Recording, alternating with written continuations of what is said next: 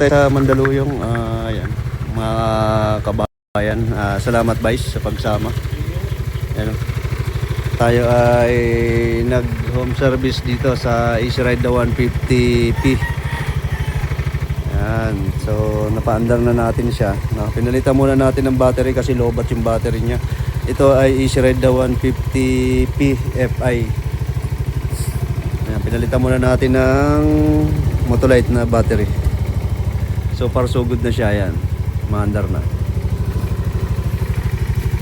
Yan o, FI light blue. Hulaan nyo na lang kung saan branch yan, kung saan branch nakuha. Ayan ang plaka o. Yan, maandar na yan.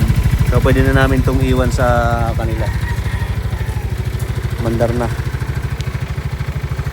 Alright, pero titignan muna natin din mamaya bago tayo umalis. Kung suggest ko kasi charge na lang din yung battery niya. Low bat kasi, mahina na. Kaya pwede na namin iwan to ngayon.